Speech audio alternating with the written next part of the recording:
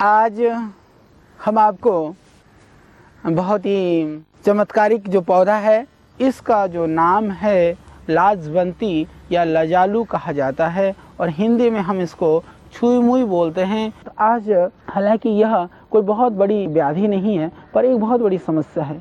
तो स्तन की सुंदरता के लिए न जाने कितने सारे तेल और मसाज की चीज़ें और न जाने किस किस तरह के पदार्थ बाजार के अंदर हैं, वो नुकसानदायक आपके लिए हो सकते हैं। हो सकता है कि कुछ भी न लाभ करें।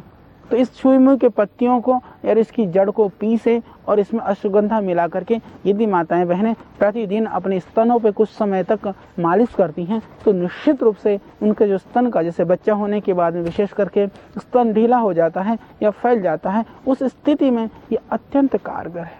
स्तन को सुंदर और सुडौल बनाने के लिए मैंने जैसे कहा कि ये एक कोई बहुत बड़ी व्याधि तो नहीं है, फिर भी ये समस्या है। कल की ही बात है, आती हैं पतली पतली बहनें, वो भी कहती आचार्य जी पतला होने का उपाय बताइए। एक फैशन बन गया है। अतिकृशता भी बीमारी का कारण है। आप जितना आपका वजन रहना चाहिए उतना ही रखें, वो ठीक है। तो जहाँ शारीरिक व्याधि के रूप में इस तरह की स्थिति है, स्तन की सुंदरता को ही नहीं बढ़ाता है, सुडौल ही नहीं करता है, इसकी जो जड़ें हैं वह गांठ को भी खोल देती हैं।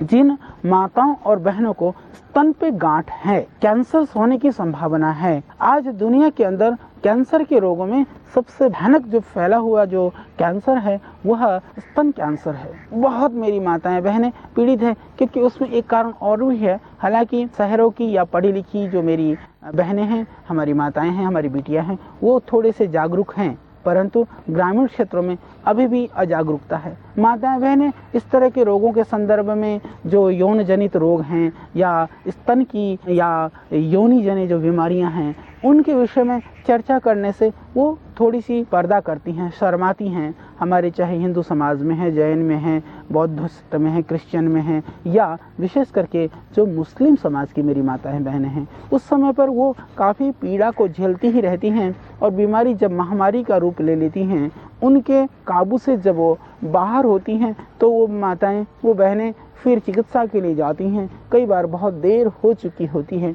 ये लाजवंती अच्छी लगती है, आप इसको घर में भी लगा सकते हैं, गमले में भी लगा सकते हैं। थोड़ी सी आपकी जगह पर लॉन हो, एक बार इसको थोड़ा सा लगा दीजिए, फिर तो ये अपने आप ही फैलती है। तो इतनी फैलती है, यदि खेत आदि में कहीं आप लगा दें तो बाद में इसको ख़त्म करना मुश्किल हो जाता है। तो ये इतनी अच्छी है ये लाजवंती। जिन माताओं और बहनों को स्तन पे गांठ है, कैंसर होने की संभावना है, तो वो इसकी जड़ को आप पीस लें, अश्वगंधा की जड़ को पीस लें, फिर आप स्तन पे लगाएं, दोनों ही लाभ होगा। इससे स्तन सुडौल और सुंदर तो होंगे, परंतु उसके अंदर जो गांठें हैं, जो फाइब्रोइड्स हैं, वो भी इससे डिजॉल्व हो जाएंगे, उससे घुल जाएंगे, उससे वो पिघल जाएगा। तो एक औषधि से दोनों ही लाभ आपको मिलेंगे। और गांठ होने की जो संभावना यदि आपको लगता है, तो उस स्थिति में भी आप इस लाजवंती को घिस करके नियमित रूप से कुछ दिन लगाइए। ये बहुत ही अच्छी औषधि है, बहुत चमत्कारिक औषधि है।